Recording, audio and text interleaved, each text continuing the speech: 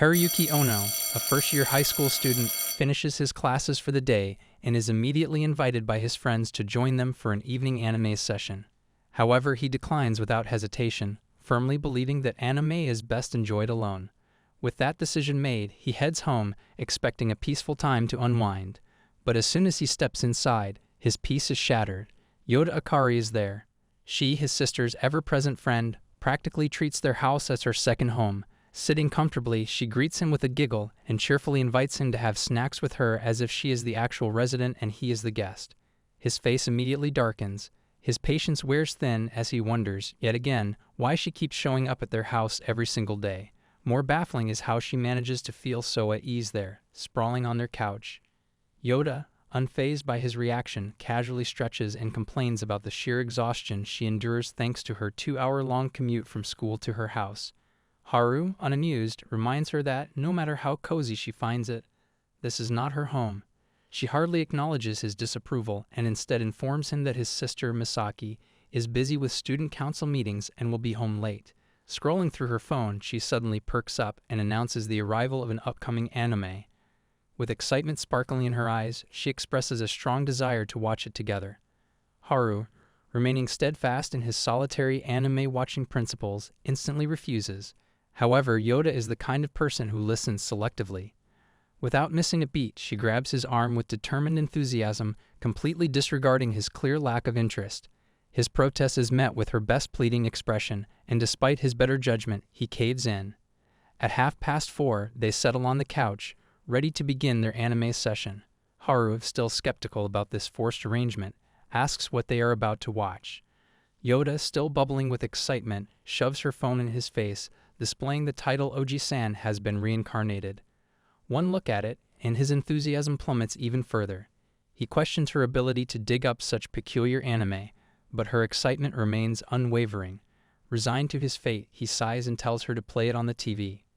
Minutes pass, and as the anime unfolds, Haru's suspicions are confirmed. This is not his cup of tea. He watches with an expression bordering on pain, struggling to find any entertainment value. Yoda has fallen asleep. A surge of disbelief washes over him. The one who insisted on watching the anime is now snoozing away as if this were some kind of lullaby. His irritation spikes, but before he can fully process his frustration, he stiffens. Her head, somehow, has landed on his shoulder. His muscles tense, mind screams.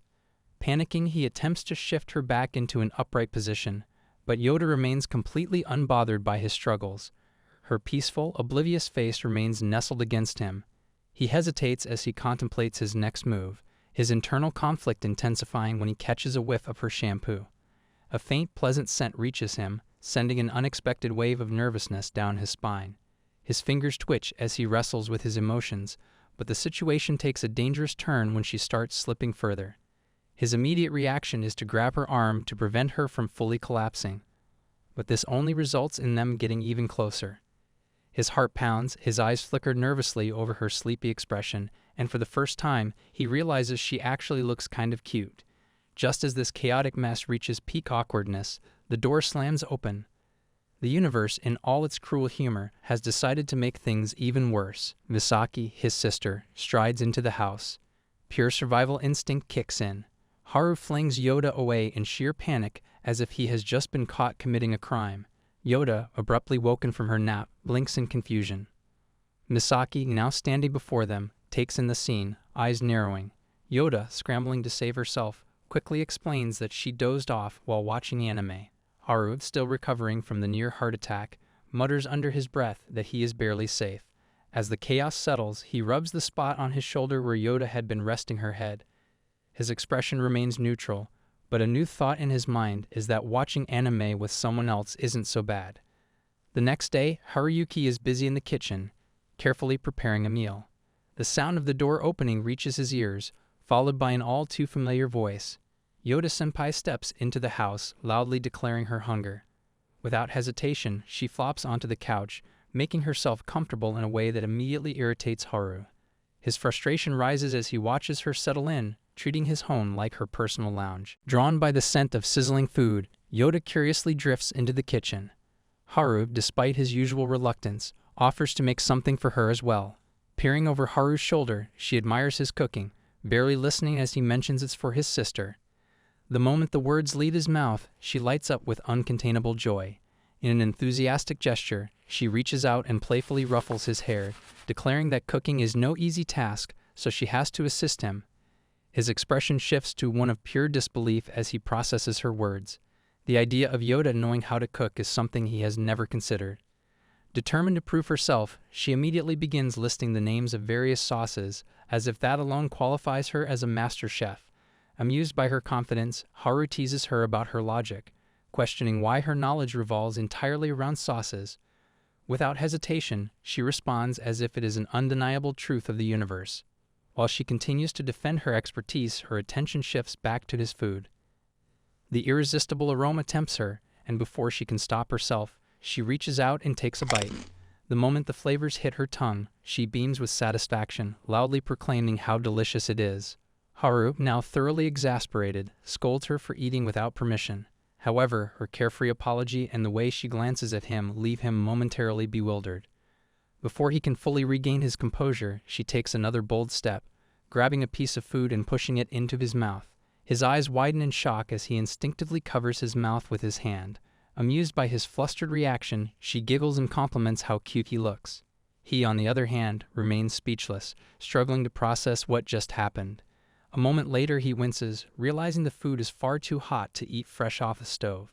Meanwhile, Yoda, who has eaten the same food moments ago, appears completely unaffected. Muttering under his breath, he comments on how flat and round her taste buds must be, making it impossible for her to feel the heat. Rather than ignoring him, she leans in closer, sticking out her tongue as if demanding proof of his claim. Haru stiffens as her unexpected cuteness momentarily disarms him. His mind scrambles to maintain composure. Quickly shifting gears, he focuses on chewing the food, using its taste as a convenient distraction. His attempt at regaining control over the situation does not go unnoticed. Yoda, watching his expression closely, grabs another piece of food and happily continues eating. She remarks on its deliciousness, prompting him to ask why she looks so proud. As he watches her satisfied expression, he wonders if food simply tastes better when shared. The next day she is at his home again. Outside, the rain pours heavily, drenching her completely, her clothes soaked and dripping water onto the floor. As she steps in, she begins explaining how the sudden downpour caught her off guard, leaving her in this drenched state. He listens but remains indifferent, merely stating that the rainy season is in full swing, making such incidents unsurprising. Shivering slightly, she asks for a towel. He, however, reminds her once again that this is not her home, yet he still goes to fetch one for her. As he hands it over, his eyes of her shirt. The moment she senses his gaze, she swiftly crosses her arms over her chest, attempting to conceal herself, and immediately calls him a pervert, but he extends the towel toward her without a glance. She takes the towel and begins drying herself, rubbing it over her arms and neck. Despite the brief tension, she once again finds herself entangling him in her presence. Slowly, she removes her socks, her bare feet now exposed. A knowing smile forms on her lips as she notices his reaction, and with a slight blush, she makes a remark about her wet socks. The comment sends a subtle shiver down his spine, but he quickly composes himself.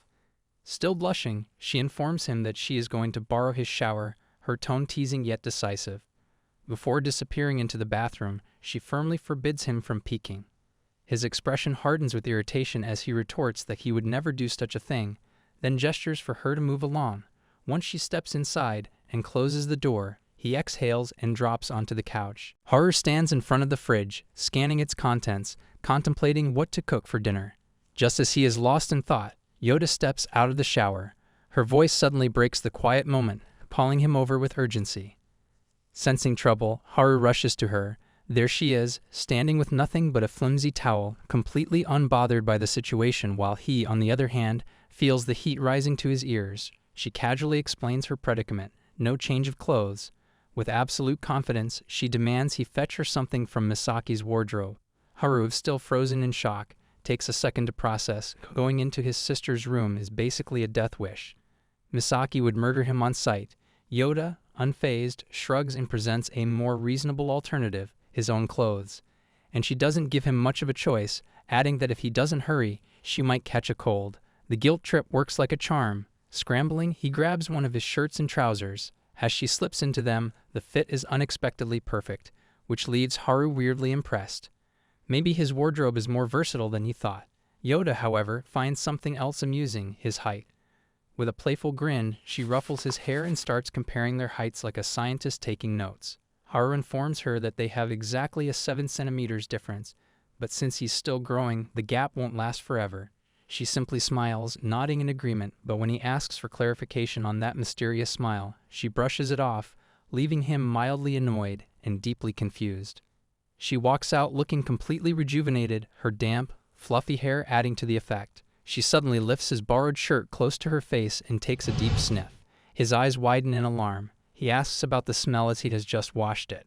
Before he can spiral into unnecessary self-doubt, she lets out a giggle and says it smells like him, which apparently reminds her of her grandma's house. Now thoroughly suspicious, Haru watches her with narrowed eyes.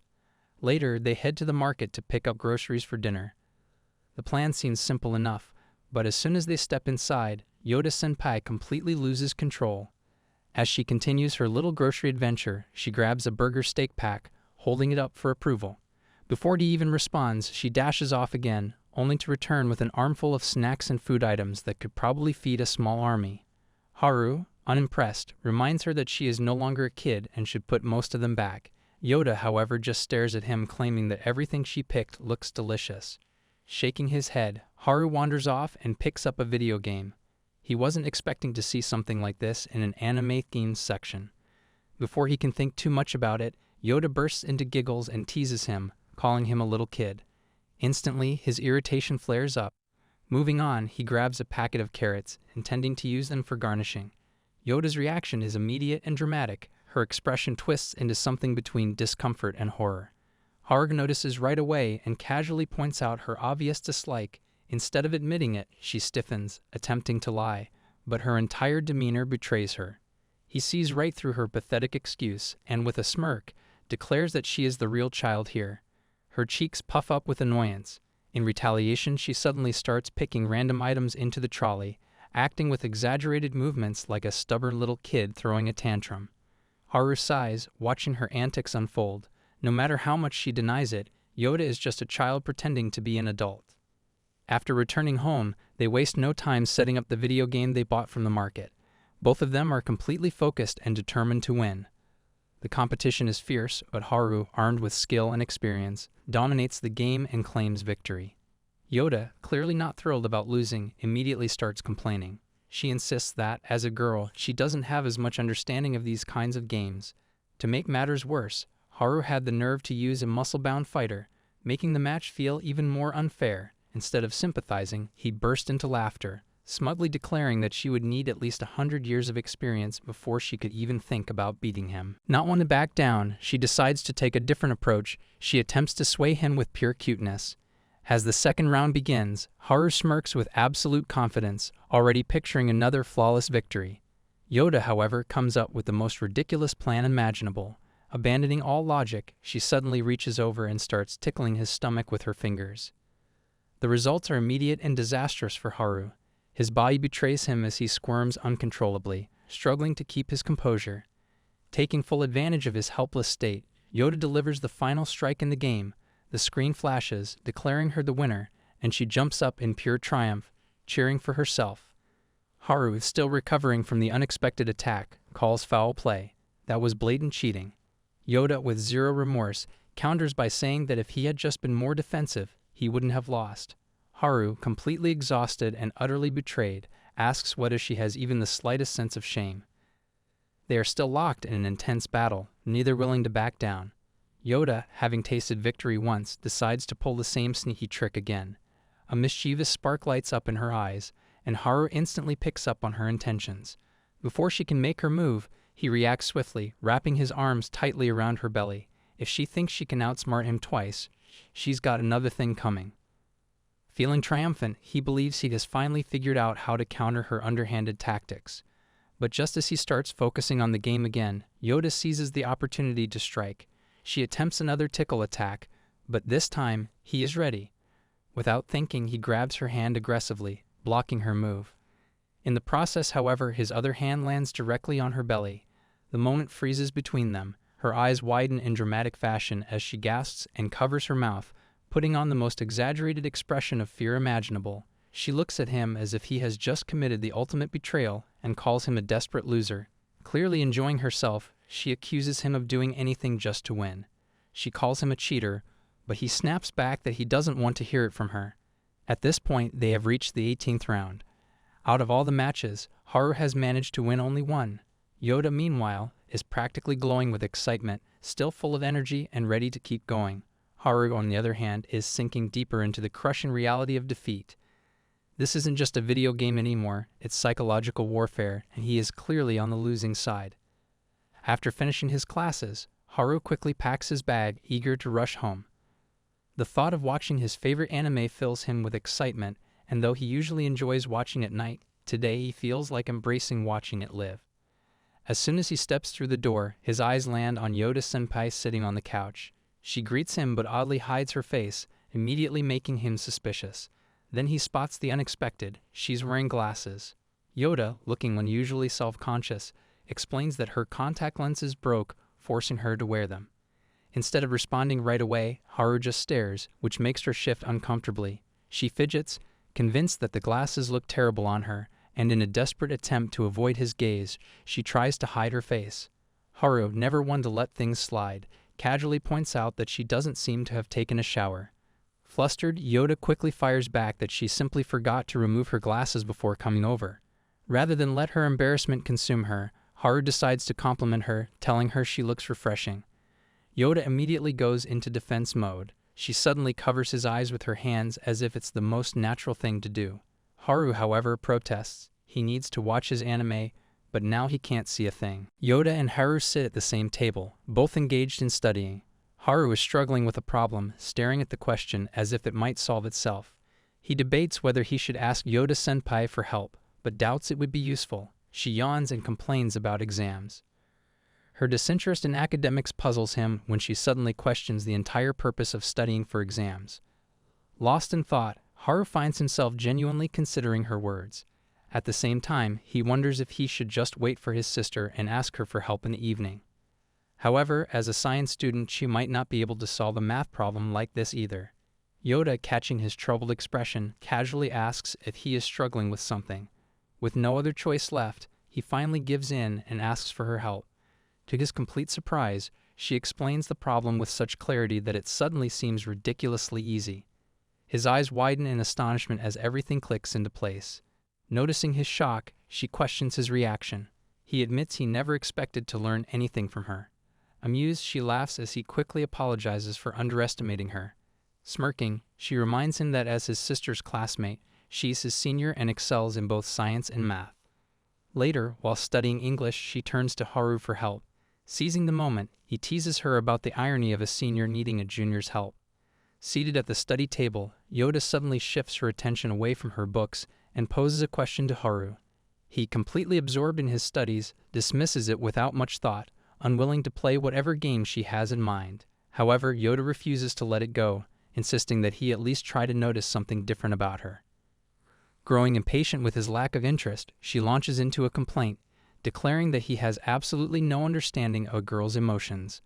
With a personality like his, she warns, he is bound to remain single forever. Haru, unfazed by her remark, mentally reassures himself that this is perfectly fine. His beloved 2D girls are more than enough. Determined to get his attention, she strikes various poses, urging him to take a closer look. Left with no choice, Haru scans her for changes, guessing accessories, then her uniform, then makeup, each met with an immediate rejection. Frustrated by his cluelessness, she suddenly leans over the table, her face inches from his. The unexpected closeness makes the moment far more intense than necessary. With unwavering determination, she demands he observe properly this time. Flustered, Haru instinctively looks away, claiming it's impossible to notice anything from this close. Exasperated, Yoda throws up her hands, declaring him hopeless at understanding girls. Curious at last, he asks for the answer. With a dramatic drum roll, she reveals the obvious change. She trimmed her bangs by exactly 5 millimeters. Haru stares in disbelief. Yoda simply shakes her head, sighing that it'll take little brother a lifetime to figure these things out. As an otaku, Haru wakes up early, eager for his morning anime. Just as he settles in, the doorbell rings, shattering his peace. Annoyed, he wonders who would visit so early, especially with his sister still asleep. Dragging himself to the door, he opens it to find Yoda-senpai standing there, not in her usual attire, but in casual clothes. Her tied-up hair, shorts, and cap make her look completely different, momentarily catching him off guard. She greets little brother cheerfully, asking for Misaki, but Haru barely registers her words, still fixated on her unfamiliar outfit. Noticing his reaction, Yoda smirks and playfully rolls up her sleeves, teasing that she should reveal more. Snapping out of his daze, Haru scoffs, denying any interest, but Yoda only grins, casually mentioning that she'll wear even shorter clothes once summer arrives. Before he can recover, she tilts her head and asks if she looks cute. His face heats up slightly, but he stubbornly avoids answering. Instead, he points out how different her hairstyle looks. Instantly pleased, she teases him for noticing this change when he failed to see her trimmed bangs. Unwilling to give in, Haru insists her hairstyle is more obvious. Undeterred, Yoda keeps pestering him for an answer. Finally, at his limit, he waves her off and decides to wake his sister instead. Haru is deeply engrossed in his anime, fully absorbed in the world of his favorite characters, when Yoda suddenly appears, declaring her thirst like an adventurer lost in a desert. Without waiting for a response, she rushes toward the fridge, yanking it open with the determination of someone on a treasure hunt. As she grabs a juice box, she doesn't stop there. Her hands begin to rustle through shelves, clearly searching for something else to snack on. Annoyed, Haru reminds her not to go digging around, but she pays no attention, instead picking up a few more items as if she's grocery shopping in his kitchen. Turning around, Yoda casually asks if there are any snacks, and Haru, while trying to keep his composure, gives a quick answer.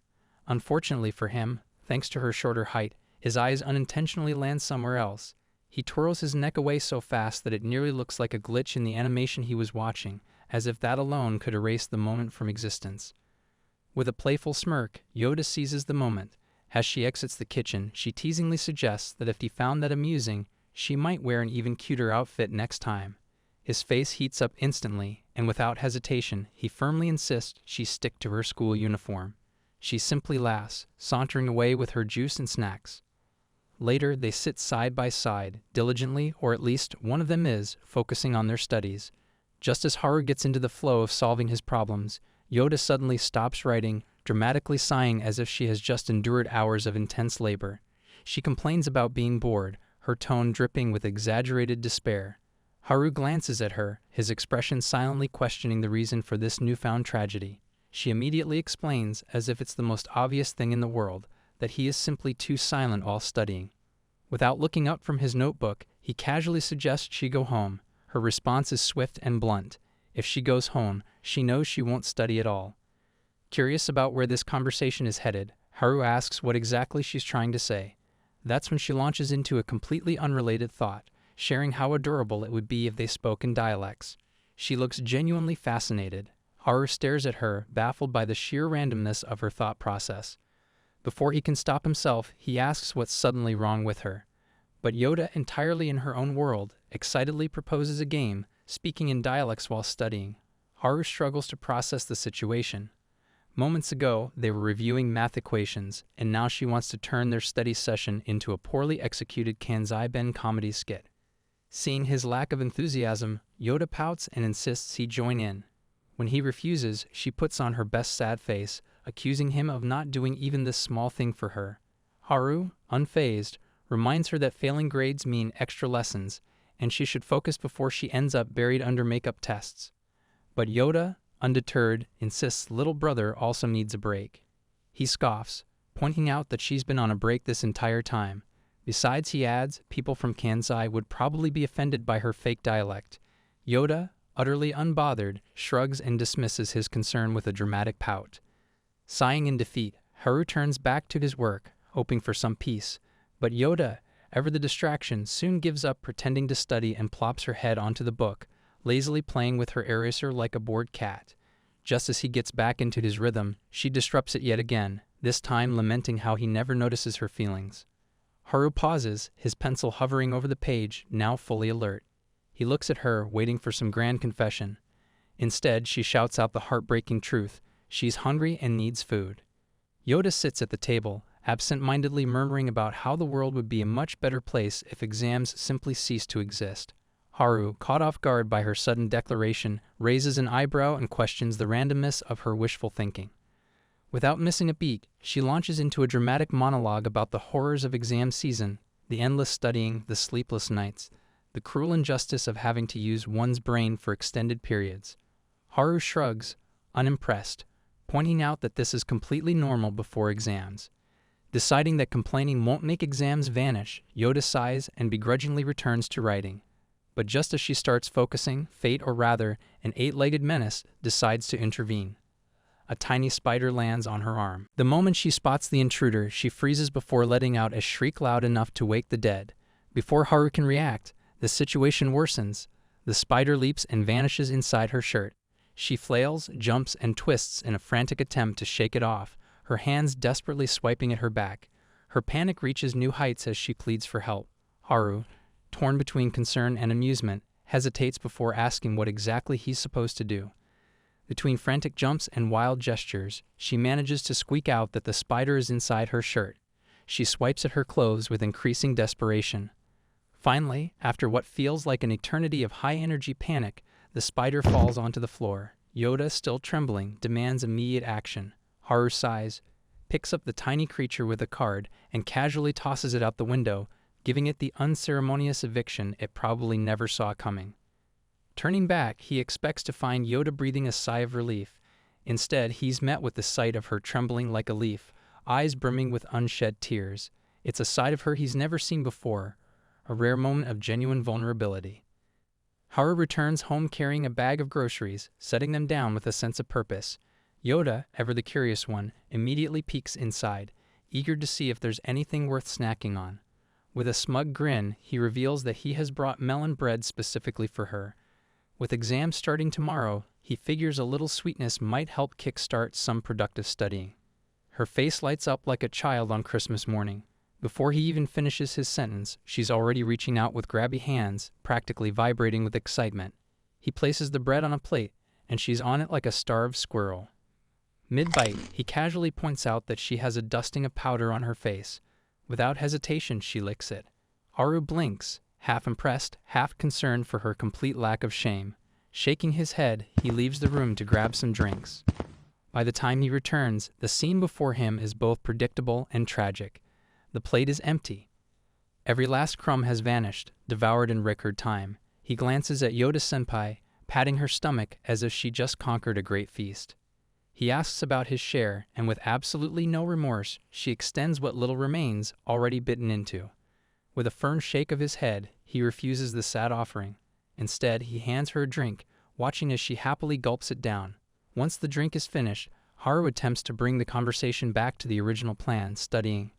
Unfortunately, without a single shred of hesitation, she dramatically flops onto the couch, stretches like a lazy cat, and within seconds starts snoring. With exams finally over, Yoda sprawls out on the couch, releasing a long, exaggerated yawn. Drained from cramming and stress, she has no motivation left for anything productive. Haru settles onto the couch beside her, barely getting comfortable before she turns to him with expectant eyes. She declares that after all the hard work she put into studying, she deserves a proper reward. Without missing a beat, he reminds her of the melon breads he generously brought for her just a few days ago. She immediately waves off the suggestion, clearly unimpressed. She is in the mood for something different. After a brief pause, he offers an alternative. He suggests making her favorite dish for dinner. The moment those words leave his mouth, her exhaustion magically fades, replaced by a sparkle of excitement. The idea of food, especially his cooking, turns out to be the perfect motivator. He chuckles at her reaction, teasing that she only ever cares about food. She immediately refutes the claim, huffing that this meal is special, not because it's her favorite, but because he is the one making it. Before he can react, she announces that she, too, has a reward for him. Suspicion flickers across his face as he stares at her, bracing for whatever ridiculousness she has planned. With dramatic flair, she unveils her grand offering, a single wrapped candy. Haru blinks, glancing at the candy. She, unfazed, beams with pride as if presenting a rare treasure. He sighs, accepting his fate. The next day at school, Yoda spots Haru walking with his friends, completely engrossed in a discussion about last night's anime. His usual animated expressions and excited gestures make it clear that the conversation is nothing short of a life-or-death analysis of every plot twist. She watches him as he passes by, her fingers twitching slightly as if about to reach out. A familiar urge to call out to him bubbles up, but just as quickly, a memory surfaces, his strict warning about avoiding interactions in front of his friends. If she dares to approach, they will tease him mercilessly, and he will be the one dealing with the aftermath. A small sigh escapes her lips, her mood dipping ever so slightly. The weight of that thought makes her pause, hesitating for a moment before stepping away. However, the faint sound of her shoes against the pavement catches his attention. He turns around, his gaze meeting hers just as she lifts her hand in a casual wave. A second of silence stretches between them before he, almost instinctively, mirrors the gesture. It's brief, but enough to put a small smirk back on her face. One of them nudges Haru, snapping him back to reality, and questions whether he is even paying attention. Haru blinks, quickly nodding, but the slight delay in his response doesn't go unnoticed. Later, Yoda and Haru are sitting comfortably on the couch, the atmosphere peaceful until he notices her absent-mindedly rubbing her right foot against the left. His curiosity gets the better of him, and with the utmost delicacy he voices his concern, wondering if she might need to make a trip to the bathroom. Her response, however, is anything but delicate. She snaps at him, thoroughly offended by his blunt assumption. Undeterred by her outburst, his sharp eyes finally catch the culprit behind her odd movements, a hole in her sock. With a triumphant air, he points it out, prompting her to look at him in sheer disbelief. Suspicion flickers across her face as she demands to know how he could have possibly figured it out. His response is simple, almost nonchalant. Of course, it was obvious. That, however, does not sit well with Haru. The idea that her grand effort to conceal such a trivial flaw has been so easily unraveled makes her want to silence him immediately, which she does in the most effective way she knows, by kicking him. Yoda, unfazed as always, instead reassures her, questioning if she was truly that worried about such a small thing. And just as smoothly, he lifts his foot to reveal his own sock's sorry state, a hole just as tragic as hers. Haru stares for a second before bursting into laughter, the tension vanishing in an instant. She gleefully declares them a perfect match, their friendship now elevated by the mutual destruction of their socks. Without hesitation, she taps his foot with hers, an official challenge to the most prestigious of games, foot wrestling. Just as the battle escalates, the door swings open and Misaki walks in. She halts mid-step, taking in the bizarre scene before her. Misaki blinks, silently questioning her life choices. Yoda, unfazed, seizes the moment. Just as Haru's foot falters, she dramatically declares victory, her triumphant shout echoing like a conquering hero's.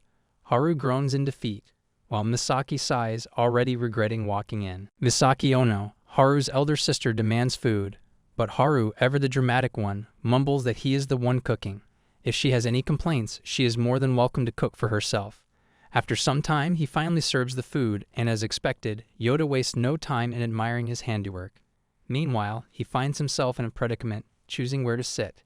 His hesitation doesn't last long, as Yoda casually taps the seat beside her, offering the spot without a second thought.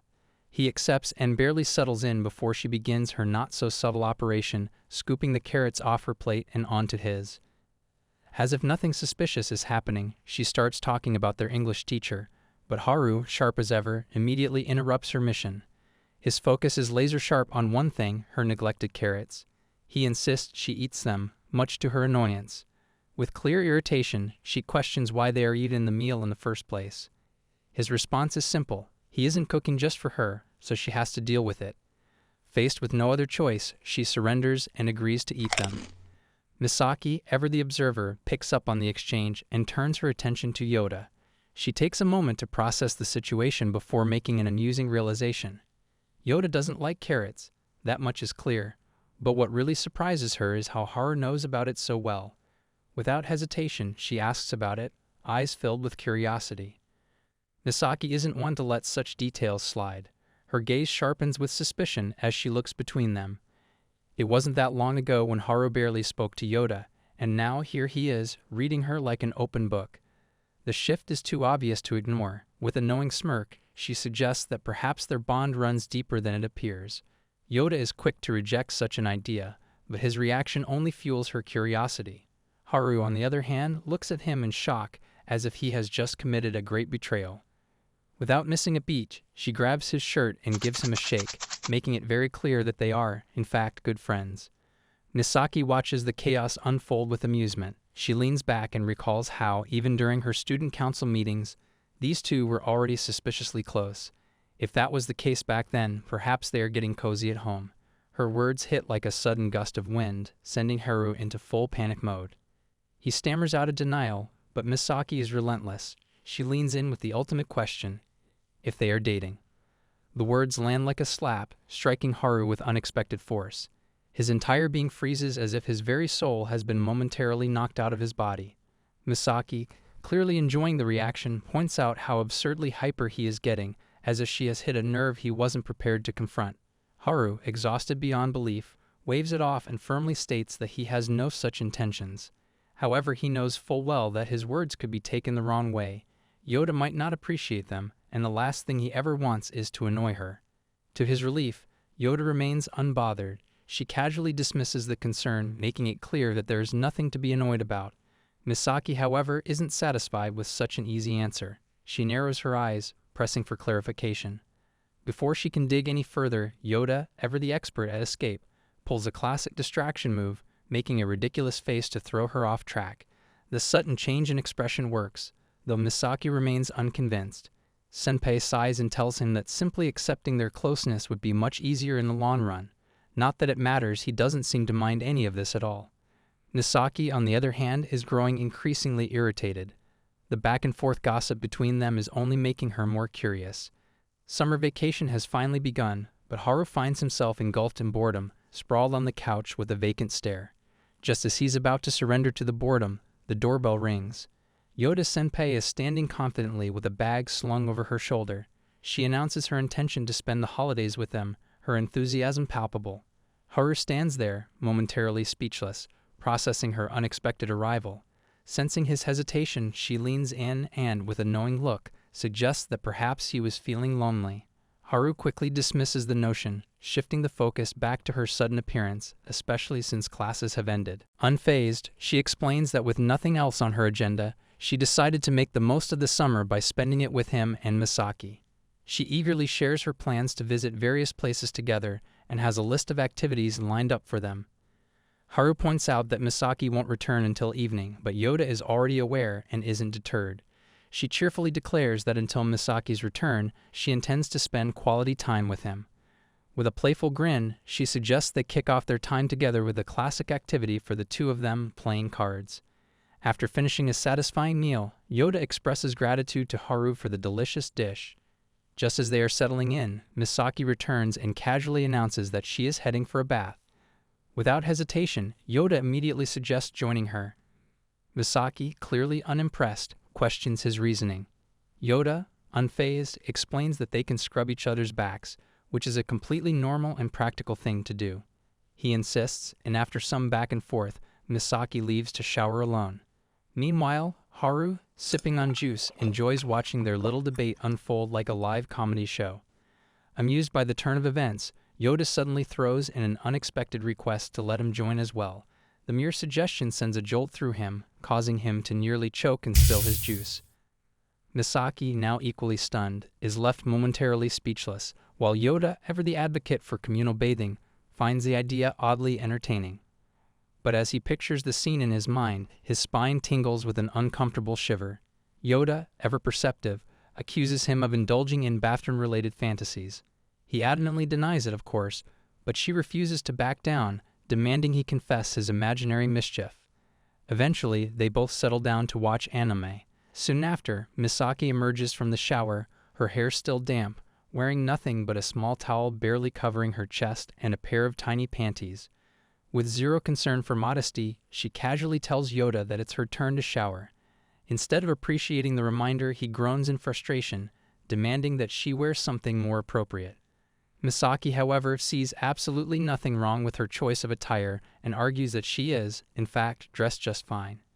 After a while, Yoda exits the bathroom, feeling refreshed, water droplets sliding down her neck and legs. He immediately averts his gaze, demanding she wear proper clothes since she isn't his sister. Without missing a beat, she lifts her shirt to reveal that she is wearing shorts all along. With a mischievous giggle, she calls him a pervert and teases him, asking if he actually wanted to see something. Haru, ever the exhausted victim of their antics, feigns ignorance, but she sees right through him, insisting that she knows exactly what he meant. Dealing with these two is nothing short of a mental marathon for Haru. Haru has been on edge all week, tormented by the agonizing cliffhanger from the last episode. Now finally, the moment of truth has arrived. The season's top anime is airing its final episode, and he is more than ready. There is no opening theme, a clear sign that the real action is about to unfold. His eyes are locked on the screen, heart pounding in anticipation. But just as the tension reaches its peak, a voice disrupts his focus. Yoda appears, bringing news that Misaki is snoring, making it impossible for her to sleep. As if that somehow concerns him, she then casually invites herself to join him, an idea that doesn't sit well with him. He shifts uncomfortably, but after a brief internal battle, allows her to sit beside him. It is a decision he will soon regret. The episode, meant to be a masterpiece of tension and thrill, is instead drowned out by her endless absurd questions. Haru, clinging to his patience, refuses to entertain her inquiries, but she is persistent. So, in an act of ultimate distraction, she tugs at his shirt, shaking him as if trying to extract answers by force. His frustration boils over, and in a desperate attempt to quiet her, his hand instinctively lands on her lips. Silence falls. The room, the air, the very fabric of existence seems to pause for a moment. They both freeze, eyes widening in mutual shock. His hand remains where it is, his brain failing to compute what just happened. She, on the other hand, takes the opportunity to make things even more awkward, pointing out, rather playfully, that they might have just kissed. Haru recoils immediately, scrambling to deny it as if his very dignity depends on it. It was just an unconscious reaction. The tension still lingers as he stumbles through an apology, but she surprises him by apologizing first, claiming she was the one who disturbed him. With a sudden sense of finality, she rises, announcing her return to bed. The door swings open, and with a soft smile, she bids him good night before disappearing into the hallway. He responds in kind before the door clicks shut. The final episode concludes with a grand, breathtaking climax, but Haru barely registers any of it. His mind is hopelessly tangled in the moment that just passed. He tells himself he is overthinking it, just a meaningless accident, nothing to dwell on. Yet on the other side of the door, she stands quietly, her fingers resting on her lips. A small, unreadable smile plays on her face as she lingers on the very same thought. Spring has arrived, bringing with it a gentle warmth that makes everything feel just a little lazier. Haru is stretched out on the couch, eyes glued to his mobile screen, watching anime with the kind of focus usually reserved for serious matters. A manga he once enjoyed has been adapted into an anime, and he's completely absorbed in his own little world. Just as he is about to find something interesting, a voice calls out, asking if he has returned. He doesn't even need to think, it must be his sister. But when he glances up, the reality is far less predictable. Standing there, apologizing for the sudden intrusion, is none other than Yoda. As if this wasn't already an unexpected turn of events, Misaki follows right behind. The look on her face suggests she is not particularly thrilled about Yoda's presence. Yoda, on the other hand, is completely unfazed, casually explaining that since she and Misaki are in the same class this year and live nearby, she figured it would be fun to hang out with them. Haru, however, is in no mood for spontaneous socialization. With a blank, unreadable expression, he gets up, fully prepared to leave the room without another word. Yoda, ever persistent, asks him to stay and chat for a bit, but his lack of enthusiasm is almost comical. Misaki, with a knowing grin, points out that as an anime otaku, he much prefers to watch anime alone, likely grinning to himself like a mad scientist with a grand plan. Yoda, always brimming with energy, decides to pry further, asking about his favorite anime. Without much thought, he mutters the name Yojiji Kugo-chan, but her blank reaction is all the proof he needs. She has never heard of it. His judgment is swift and merciless. She is a casual fan.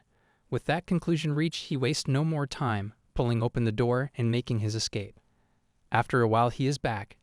To his bewilderment, Yoda is now crying on the couch. His first instinct is to assess the situation, but before he can, she points to the screen, devastated by the heart-wrenching separation of two anime characters. The sheer tragedy of it has reduced her to tears. Between sniffles, she talks about her favorite character and the mere 4 episodes she has watched so far.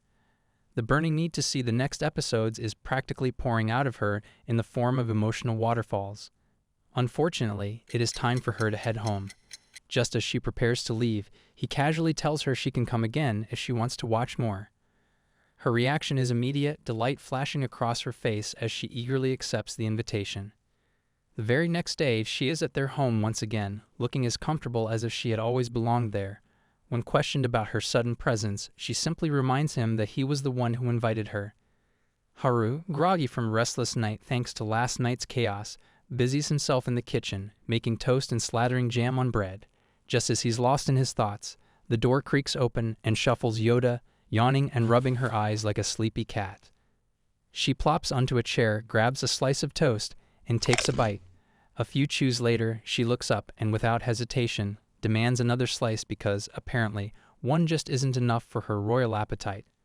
Haru blinks, half expecting some lingering tension from last night, but she's munching away like nothing ever happened. Maybe he is overthinking things. With a sigh, he gets up to toast another slice, silently accepting his fate as an unpaid breakfast chef. As Haru clears the kitchen, Yoda casually announces her grand plan. She's heading to the pool with Misaki. With a playful grin, she tells him to come along. Haru, without missing a beat, flat out refuses. No hesitation, no sugarcoating, just a solid no. Yoda smirks and teases him about not wanting to see her in a swimsuit. He nearly chokes on air but quickly recovers, waving off the comment. His problem isn't the swimsuit, it's the idea of being surrounded by loud, overly social people. The thought alone is exhausting. He'd much rather stay home and binge anime in peace.